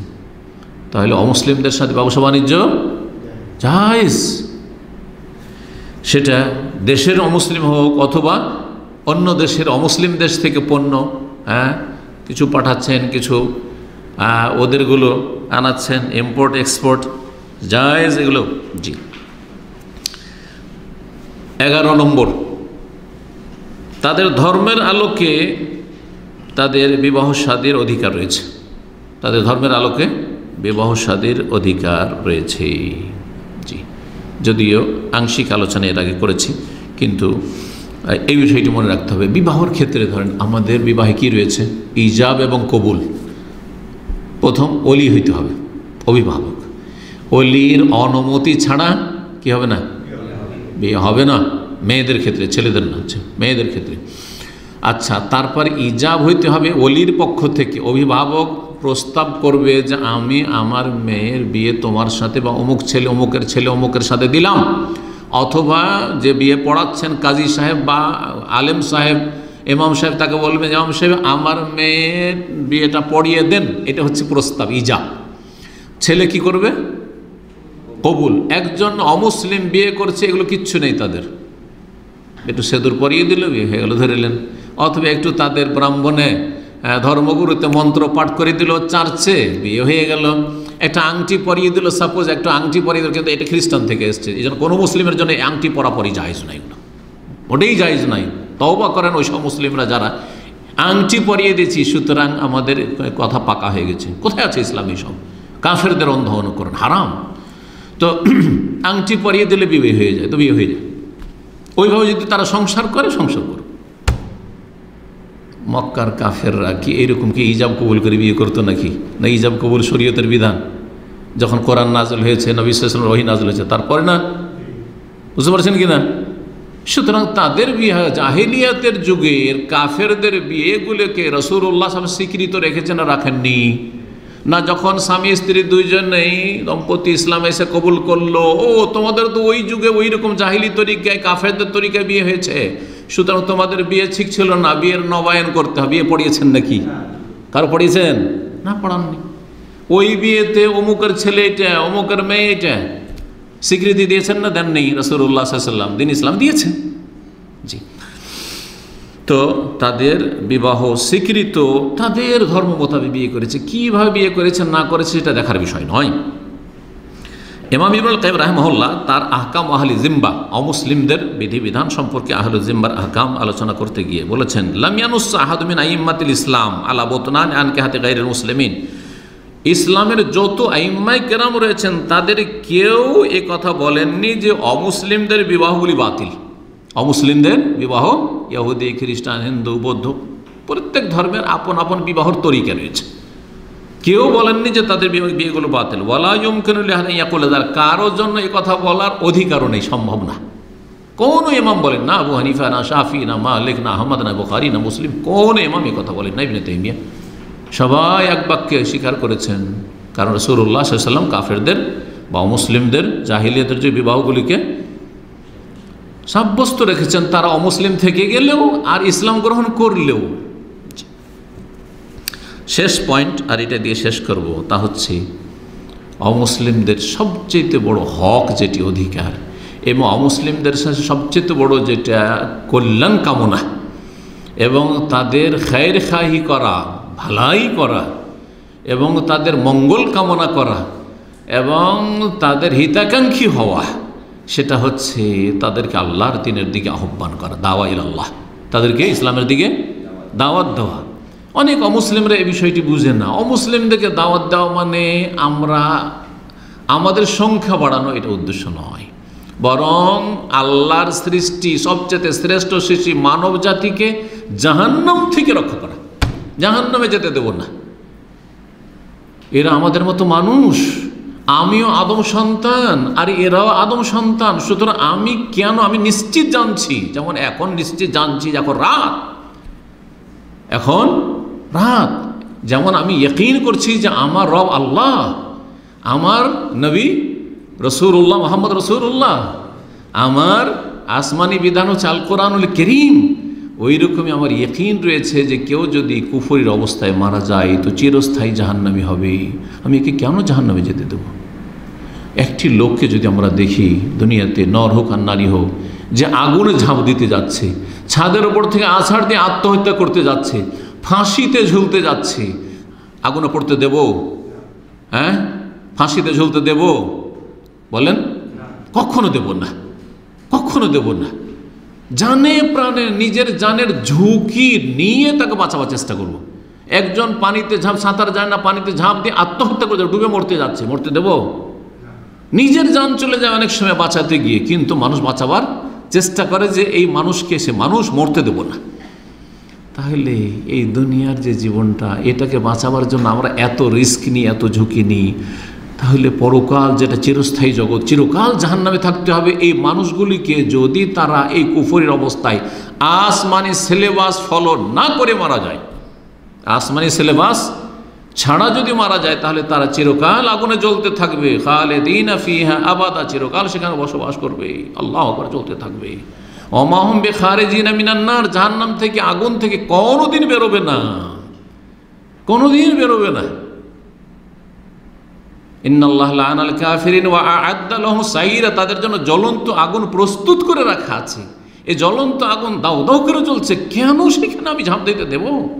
সুতরাং কি কাজ করব আমরা? প্রত্যেক মুসলিম, শুধু আলেম নয়, শুধু দায়ী না, হ্যাঁ, সে ইসলামের প্রচারক কোনো বিশিষ্ট ব্যক্তি না, বরং প্রত্যেক মানুষ কি করবে? আপন আপন জায়গা থেকে তাদেরকে আহ্বান করবে জান্নাতের দিকে। আল্লাহু ইয়াদু ইলা দারিস সালাম, শান্তির ঘরের দিকে আল্লাহ আহ্বান করেছেন, শান্তির ঘর জান্নাত। সুতরাং জান্নাতের দিকে আহ্বান করব, জাহান্নাম থেকে বাঁচাবার চেষ্টা করব মানব জাতিকে। সুতরাং অমুসলিমদের সবচেয়ে বড় কল্যাণ করা হচ্ছে আল্লাহর দ্বীনের দিকে আহ্বান করা। ইসলামকে তাদের সামনে সুন্দরভাবে উপস্থাপনা করা, ইসলাম সম্পর্কে যদি তাদের ভুল বোঝাবুঝি থাকে তাহলে সেই ভুল ধারণাগুলি দূর করার চেষ্টা করা, আর তাদের ইসলামের সৌন্দর্য তুলে ধরা। আর তারপরে সবচেয়ে বড় গুরুত্বপূর্ণ তাদের দাওয়াত হচ্ছে সাইলেন্ট দাওয়া, নীরব আহ্বান, নীরবতার সাথে দাওয়াত করা। সেটা হচ্ছে অমুসলিমদের পাশে বাস করেন, আপনার চলা ফেরা আখলাক চরিত্রের মাধ্যমে আকৃষ্ট করেন যে এই লোকটি এত ভালো কি করে, এই লোক এত ভালো কি করে। জি, অমুসলিমরা সৌদি আরবে অনেকেই যারা বসবাস করে প্রবাসী হয়ে, আমি তাদের স্ট্যাটাস দেখেছি সোশ্যাল মিডিয়াতে। একজন মহিলা, শিক্ষিতা মহিলা স্ট্যাটাস দিচ্ছে ভারতের, সে জেদ্দায় থাকে, কোনো একজন ডাক্তার, ফিমেল ডাক্তার, সে স্ট্যাটাস দিয়েছে। এরকম অনেকগুলি দেখেছি, কিন্তু এটা মনে আছে এই করোনার যুগে দেখেছি যে যেইভাবে সৌদি আরবে আমরা সার্বিক দিক থেকে নিরাপদ, নিজের দেশে নিরাপদ নয়। একাই আমি মলে যাই, একাই সুপার মার্কেটে যাই, একাই রাস্তাঘাটে ঘুরি, একাই আমি আমার হসপিটালে ক্লিনিকে যাই, কোনোদিন আমাকে কেউ উত্ত্যক্ত করে না। জি, এটা কি করেছে? আকৃষ্ট করেছে। এই আকৃষ্ট আমরা করতে থাকবো আমাদের আখলাক চরিত্র দিয়ে তাদেরকে, তখন তার সে মানুষ প্রশ্ন জাগবে যে এত ভালো মানুষ কি করে হইতে পারে। জীবনে মিথ্যা কথা বলবো না, জীবনেও ধোকা দেব না। আমার কাছে গাড়ি খরিদ করতে এসছে একজন অমুসলিম, গাড়িতে যা দোষ আছে সব বলে দেব। অবাক হবে, আরে আমার খ্রিস্টান আমার স্বজাতি, ইহুদি আমার স্বজাতি, সে জীবনেই বলবে না আমাকে কত ধোকা দিয়েছে। আর এই মুসলিম এক একটা করে বলে দিয়েছে আমার গাড়িতে এই সমস্যা আছে, আমার গাড়িতে এই সমস্যা, আমার গাড়িতে এই সমস্যা আছে। অবাক অবাক হয়ে যাবে। কথা বুঝতে পারছেন? মদিনা ইউনিভার্সিটির এক ছাত্রের গল্প মনে পড়ে গেল। সুবহানাল্লাহ, এটা হচ্ছে চরিত্র দিয়ে দাওয়াত দেওয়া। এয়ারপোর্টে গিয়ে নেমেছে, দেশে যাচ্ছে অনেক আগে, তখন তো এইরকম উন্নত মেশিন ছিল না। তখন জিজ্ঞাসা করতো যে তোমার কাছে ইলেকট্রনিক কি সামান আছে, আর তখন ওগুলোর ওপর কি করতো, হ্যাঁ লাগাইতো, চার্জ লাগাইতো আর কি, অনেক পয়সা লেগে যেত। তো সে ধার্মিক ছেলে, বলছে আমি সত্য কথা বলবো, আমার পয়সা লাগুক, কিন্তু সত্য কথা বলবো। ওকে জিজ্ঞাসা করেছে তোমার কাছে কি কি সামান আছে, বলেছে আমার কাছে এই আছে, আমার কাছে এই আছে, কটা কি আছে, কটা কি আছে সব বলে দিয়েছে।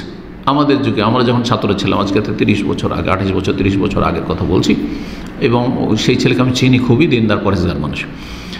সব যখন বলে দিয়েছে তখন সেখানে যে কাস্টম অফিসার, সে টাকাচ্ছে ওকে, যে কোনো প্যাসেঞ্জার তো এইভাবে বলে না যে আমার কাছে এই আছে, এতটা আছে, এতটা আছে, এতটা আছে, এতটা স্বর্ণ গোল্ড আছে, তো এই আছে, সেই আছে, এই ঘড়ি আছে, তমুক আছে, তমুক আছে। সেই যে মোবাইলের যুগ ছিল না, কিন্তু সব বলে দিচ্ছে। অবাক হয়ে তাকাচ্ছে, তো বলছে তুমি সব বলে দিলে? বলছে আমার ধর্মে মিথ্যা বলা হারাম, আমার ধর্মে মিথ্যা বলা হারাম, আমি মিথ্যা বলে জাহান্নামে কেন যাব, আমি নরকে যাব?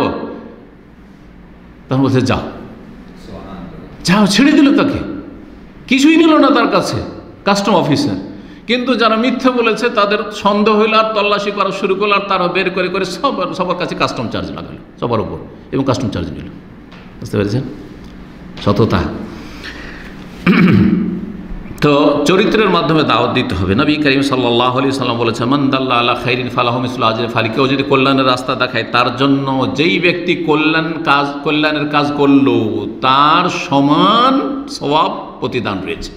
আপনি একটা লোককে যদি জাহান্নামের রাস্তায় জান্নাতের রাস্তায় ফিরিয়ে দেন, যতগুলি ভালো কাজ করবে সেগুলির একটা ভাগ আপনি পেতে থাকবেন আপনি। সুতরাং এই কাজে কখনো পিছপা হবেন না, ভালো চরিত্রের মাধ্যমে। আর তার সাথে আরও যদি কিছু সম্ভব হয় তাহলে ভালো কথার মাধ্যমে ইসলামের দিকে, শান্তির ধর্মের দিকে আহ্বান করবেন। এটা তাদের ওপর সবচেয়ে বড় ইহসান করা, অনুগ্রহ করা, এবং এটা তাদের জন্য, অমুসলিমদের সবচেয়ে বড় গিফট। আপনি যদি 1 লাখ টাকাও কোনো ব্যক্তিকে দিয়ে দেন, তো 1 লাখ টাকাই দিলেন, শেষে ও পাপ করে মারা গেল, জাহান্নামে যাবে না? যাবে না। কিন্তু আপনি একটা পয়সাও দিতে পারলেন না, কিন্তু সে জাহান্নামের রাস্তায় ছিল, তাকে জান্নাতের রাস্তায় লাগিয়ে দিলেন, আপনার ওসিলায় জান্নাত চলে গেল। কত বড় অনুগ্রহ করলেন আপনি, সবচেয়ে বড় হাদিয়া, সবচেয়ে বড় গিফট তাকে দিলেন আপনি। এই এই জন্য যার মাধ্যমে যে হেদায়েত পায়, সে যে কত বড় তার উপরে ইহসান করেছে, এটা আপনি টাকা দিয়ে আপনি কিনে পাবেন না, টাকা দিয়ে কিনে পাবে না, টাকা দিলে কিন্তু আপনাকে যদি 10 লাখ টাকা দিই, 1 মিলিয়ন 10 মিলিয়নও দিয়ে দিই তো কি, হ্যাঁ হতে পারে যে টাকায় আপনাকে খারাপ করে দিল। কিন্তু যদি আপনি কারো মাধ্যমে হেদায়েত হয়ে থাকেন তো কত বড় যে আপনার উপরে ইহসান হয়েছে তার পক্ষ থেকে। সুতরাং দাওয়াতের কাজে কেউ পিছপা হবেন না। আল্লাহ রাব্বুল যেন আমাদেরকে তৌফিক দান করেন, আরও বেশি বেশি তৌফিক দান করেন, এবং আমাদের যারা দাওয়ার ময়দানে কাজ করছে আল্লাহ যেন অহংকার মুক্ত রাখেন, যাতে করে এতে এত বেশি আনন্দিত না হয় যাতে আমল আমাদের নষ্ট হয়ে যায়, এটাও যেন না হয়। আল্লাহ যেন ইখলাস দান করেন। রাসূলুল্লাহ সাল্লাল্লাহু আলাইহি ওয়াসাল্লাম বলছেন, ওয়াল্লাহি আল্লাহর কসম করে বলছি, লা ইয়াহদি আল্লাহু বিকা রাজুলান ওয়াহিদান খায়রুল লাকা মিন হুমুরিন নাম। তোমার মাধ্যমে যদি আল্লাহ একটা লোককে সঠিক রাস্তা দেখে, জান্নাতের রাস্তা দেখিয়ে দেয়, তাহলে এটা লাল উট, সবচেয়ে মূল্যবান আরবদের সম্পদ, তার চেয়ে বেশি ভালো। সুতরাং জাহান্নামের রাস্তা থেকে জান্নাতের রাস্তায় লাগাও। অশান্তির, কষ্টের, আযাব, শাস্তির পথে চলছে সেখান থেকে অমুসলিমদেরকে শান্তির রাস্তায়, শাস্তির পথ থেকে শান্তির পথে নিয়ে আসার চেষ্টা করো। আল্লাহ রাব্বুল যেন আমাদের তৌফিক দান করেন।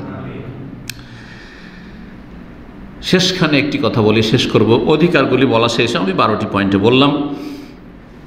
এই অধিকারগুলি অমুসলিমের রয়েছে, কিন্তু সতর্ক সাবধান। এই অধিকারগুলি ঠিকভাবে যথাযথ পালন করা, আদায় করা এবং সেই অধিকার প্রাপ্যগুলি তাদেরকে দেওয়া, এটা হচ্ছে মধ্যম পন্থা। এই ক্ষেত্রে যেমন চরম পন্থা জুলম, অত্যাচার, বাড়াবাড়ি করা, অবিচার করা, তাদের সাথে খারাপ আচরণ, চরম পন্থা হারাম, ঠিক তেমনি ঢিলা পন্থা হারাম। ঢিলা পন্থা কি? অমুসলিমদের সাথে এত খাতির, ধর্মীয় খাতির, আমরা তাদের পূজা পার্বণে হাজির। এক শ্রেণী আমাদের মুসলিমরা, মুসলিম নেতারা, হ্যাঁ মুসলিম প্রভাবশালী পয়সাওয়ালারা মসজিদেও আছে, চার্চেও আছে, গির্জাতেও আছে, মসজিদে আছে, অন্য জায়গাতে শিরক কুফরির আস্তানাতেও আছে। না না, মোটেই না, এইটা চলবে না। তাদের যেসব মেলা ঠেলা আছে, পুজোর মেলা, তাদের উৎসব, সে উৎসবে আনন্দ প্রকাশ করা, উৎসব শেয়ার করা। কেন কোনো অমুসলিম কি আপনাদের মসজিদে জুমা পড়তে আসে, 5 ওয়াক্ত জামাতে আসে? হ্যাঁ, আর আপনাদের সাথে ঈদ পড়তে আসে? তাহলে আপনাদের সাথে আপনারাও কোরবানি করছেন, সুতরাং ওরাও কোরবানি দিন কোরবানি করছে নাকি? কোনো মুসলিম তো এই কাজ করে না। তো আপনারা কেন তাদের পূজা পার্বণে গিয়ে হাজির, তাদের মেলায় গিয়ে হাজির, তাদের এত উদারতা কেন?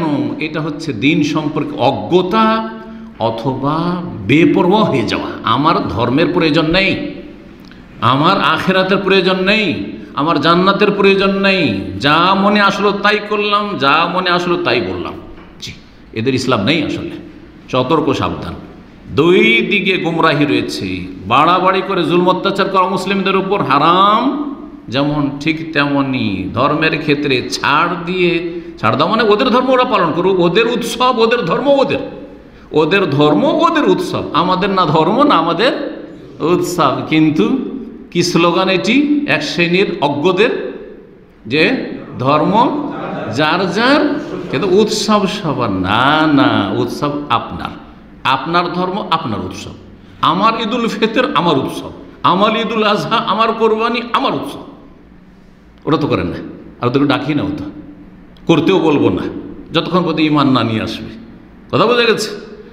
স্বেচ্ছায় স্বাধীনভাবে ইমান নিয়ে এসে কোরবানি করুক, ঠিক আছে, কিন্তু তুমি আসো আমি আসি 2-1টাতে, না, এটা নেই ইসলামে। সুতরাং সাবধান, কোন মুসলিম তাদের উৎসবে অংশ নেবে না। তবে তাদের যদি কেউ মারা যায়, এই মশলাগুলো জেনে নেন, কোনো অমুসলিম মারা গেছে, তাহলে শোক বার্তা দিতে পারেন এবং তাদের বলবেন যে আপনাদের এই যে বিপদ আপদ এসেছে বা মুসিবত, এই মুসিবতকে আল্লাহ কি করুক, লাঘব করুক, দূর করুক, আপনাদেরকে ধৈর্য ধারণের তৌফিক দান করুক, এগুলো কথা বলেন। আল্লাহ আপনাদেরকে উত্তম বিকল্প দান করুক, এই ধরনের ভালো কথা বলতে পারেন। কিন্তু বলবেন আল্লাহ ক্ষমা করুক, আল্লাহ জান্নাতবাসী করুক, ইন্না লিল্লাহি ওয়া ইন্না ইলাইহি রাজিউন, না, এটা হারাম। কারণ যে কুফরের অবস্থায় মারা চলে গেছে, ইমানবিহীন মারা গেছে, তার জন্য আর ক্ষমার দরজা নেই, ক্ষমার রাস্তা বন্ধ করে দিয়েছেন আল্লাহ রাব্বুল আলামিন। সুতরাং ক্ষমার দোয়া করতে পারবেন না, রহমতের দোয়া করতে পারবেন না, এই দোয়াগুলি করতে পারবেন রাহিমাহুল্লাহ, আল্লাহ রহম করুক, চলবে না। তাদের জন্য তাদের বাইবেল পাঠ করছে আর আপনাদের মোল্লারা গিয়ে কোরআন খানি করছে। বড় নেতা মারা গেছে তখন এগুলো হয়েছে, কিন্তু মুসলিমরা করে, ওদের বাইবেল পাঠ হচ্ছে আর এরা গিয়ে কি করছে, কোরআন খানি করছে। বিদাতি মোল্লারা, আর এদের তো ধর্ম মাজারের ধর্ম, সুতরাং অসুবিধা নেই, মাজারে যে কাজটা করছে ওইটা ওখানেও করছে, অসুবিধা নাকি, এটা ইসলাম নয়। সতর্ক সাবধান। তবে জীবিতদের জন্য হেদায়েতের দোয়া করবেন। বেঁচে আছে, কুফুরে অবস্থায় মারা যায়নি, এখনও বেঁচে আছে, আল্লাহ ফিরিয়ে দিতে পারে। আল্লাহ তুমি এই লোকটাকে হেদায়েত করে দাও। নবী করিম সাল্লাল্লাহু আলাইহি ওয়াসাল্লাম দোয়া করেছেন না করেননি? ওমরের জন্য, দুই উমর ছিল, ওমর আর আমর বিন হিশাম, আবু জাহল। আল্লাহ দুই উমরের মাঝে যেটা তোমার কাছে প্রিয় তাকে তুমি হেদায়েত করে দাও। আল্লাহ রাব্বুল কাছে প্রিয় ছিল উমর বিন খাত্তাব, উমরকে আল্লাহ হেদায়েত করে দিলেন। আবু জাহল প্রিয় ছিল না, নিকৃষ্ট ছিল আল্লাহর কাছে, জালেম ছিল, সীমা লঙ্ঘনকারী, আল্লাহ তাকে হেদায়েত করেননি। তাহলে হেদায়েতের দোয়া করা যেতে পারে যে কোনো কাফের সম্পর্কে, যে কোনো অমুসলিম সম্পর্কে। জি, আল্লাহ রাব্বুল যেন বুঝার তৌফিক দান করেন এবং আল্লাহ রাব্বুল আলামিন যেন আমাদেরকে আবার দোয়া করি মধ্যম পন্থা অবলম্বনের তৌফিক দান করেন। বাড়াবাড়ি থেকে আমাদের মুসলিম যুবকদেরকে, মুসলিম মূর্খদেরকে এবং সীমা লঙ্ঘন করে অন্যায় অত্যাচার করা এবং প্রতারণা করা আর কোনো অপরাধে জড়িত হওয়া, এসব থেকে মুসলিমদেরকে বেঁচে থাকার তৌফিক দান করেন। এবং তার সাথে সাথে অপরদিকে আরেক শ্রেণীর মুসলিম রয়েছে যাদের মাঝে অজ্ঞতার কারণে অথবা তাদের বেপরোয়া হওয়ার কারণে যে ছাড়াছাড়ি রয়েছে এবং তারা অমুসলিমদের ধর্মকর্মে শরিক হয়ে যাচ্ছে, এসব গুমরাহি ভ্রষ্টতা থেকে তাদেরকেও বেঁচে থাকার জন্য তৌফিক দান করেন এবং এই সমস্তদের অনিষ্ট থেকে মধ্যমপন্থী মুসলিম উম্মাকে আল্লাহ যেন হেফাজত করেন। আল্লাহ রাব্বুল আলামিন যেন মানব জাতির কল্যাণ করেন এবং সমস্ত মানুষকে আল্লাহ রাব্বুল আলামিন হেদায়েত দান করেন, এই দোয়া করি। এবং হেদায়েতের পথে রাখেন, যারা হেদায়েতের ওপর রয়েছে আল্লাহ তাদেরকে হেদায়েতের উপর অটল রাখেন। জান্নাতের পথে রয়েছে আল্লাহ জান্নাতের পথে অবিচল রাখেন। জাহান্নামের পথে রয়েছে আল্লাহ যেন তাদেরকে ফিরে আসার তৌফিক দান করেন এবং আল্লাহ রাব্বুল আমাদের ইহকাল পরকালে সার্বিক কল্যাণ যেন দান করেন। ওয়া সাল্লাল্লাহু আলা নবিয়িনা মুহাম্মদ ওয়া আলা আলিহি ওয়া সাহবিহি আজমাইন।